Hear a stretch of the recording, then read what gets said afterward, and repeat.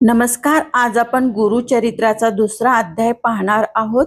स्वामी समर्थांच्या जीवनातील हा एक अतिशय महत्त्वाचा आणि प्रेरणादायी अध्याय आहे. चला तर मग या अध्यायातील कथा समजून घेऊया. त्याप्रमाणे तुम्ही उर्वरित स्वामी समर्थांच्या त्या लीला घडत होत्या, जिथे लोक त्यांना दत्त म्हणून ओळखत होते. हे एक कालांतराने प्रसिद्ध होत गेलं आणि सगळे भक्त त्यांना आपला मार्गदर्शक मानू लागले. या गोष्टींचा उल्लेख करून छान अशी आपण स्वामी समर्थांचे ते चमत्कार, त्यांच्या करुणा आणि त्यांच्या मार्गदर्शनामुळे लोकांच्या जीवनात बदल घडला. त्यामुळे आजही लाखो भक्त त्यांना श्रद्धेने दत्त मानतात आणि त्यांच्याकडून प्रेरणा घेतात. श्रीपाद श्री वल्लभ समर्थांच्या अनेक लीला आहेत, ज्या त्यांच्या दिव्यत्वाचा आणि अवतारांचा प्रत्यक्ष दर्शन घडवतात. त्या कालखंडात त्या काळात स्वामी समर्थांनी विविध भक्तांच्या आयुष्यात गुप्तरित्या मार्गदर्शन केलं आणि त्यांचा आशीर्वाद त्यांच्या जीवनात कायमची जागा घेऊ लागला. स्वामी समर्थ अज्ञात ठिकाणी कर्दळी वनात काही काळ तपश्चर्या करीत राहिले, जिथे त्यांचा आशीर्वाद आणि लीला कायमचा राहिला. त्या तपोभूमीतूनच स्वामींच्या शक्तीचा तेजस्वी प्रवाह लोकांच्या मनात कायमचा रुजला आणि त्यांचा आशीर्वाद आजही लोकांना वाटत आहे.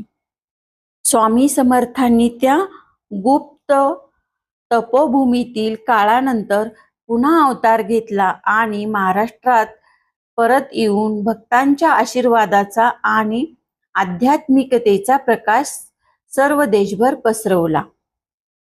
श्रीशैल पर्वतावर महास्वामींनी त्यांच्या गूढ अवताराचा पूर्ण करण्यासाठी काही काळ त्या ठिकाणी तपश्चर्या केली आणि समाधी घेतली. त्यामुळे त्यांचा आध्यात्मिक वारसा अजूनही त्या ठिकाणी अनुभवता येतो. श्रीपाद मुनी त्यांचा अवतार कारंजा गावात महाराष्ट्रात झाला आणि तेथेच ते अवतार घेतल्यावर लोकांना ओम या शब्दाचा उच्चार करणारा एक दिव्य बालक दिसत गेला, ज्याने सर्वांच्याच मनाला आश्चर्यचकित केलं. यामुळे त्या अवताराची गूढता आणखी वाढते आणि लोकांच्या मनात त्या बालकाच्या दिव्यत्वाची एक चमत्कारिक भावना निर्माण होते, जी आजही लोकांच्या श्रद्धेचा आधार आहे. आता पुढच्या अध्यायात आपण स्वामी समर्थांच्या पुढील अद्भुत चमत्कार बघणार आहोत, ज्यामुळे त्यांच्या भक्तांची श्रद्धा आणखी मजबूत होती. त्यामुळे प्रेक्षकांना पुढच्या भागाची उत्सुकता राहील आणि ते उत्साहाने पुढच्या भागात भेटूया. पुढच्या अध्यायासाठी तयार रहा. व्हिडिओ शेवटपर्यंत बघितल्याबद्दल सर्वांचे धन्यवाद. चॅनेलला सबस्क्राईब करा आणि पुढील भागासाठी बेल आयकॉन दाबायला विसरू नका. आपली श्रद्धा आणि आपली साथ आपल्याला पुढे नेईल. जय स्वामी समर्थ. यामुळे व्हिडिओ शेवटपर्यंत बघितल्याबद्दल सर्वांचे खूप खूप आभार. श्री स्वामी समर्थ. भेटूया पुढील नवीन अध्यायात. तोपर्यंत धन्यवाद.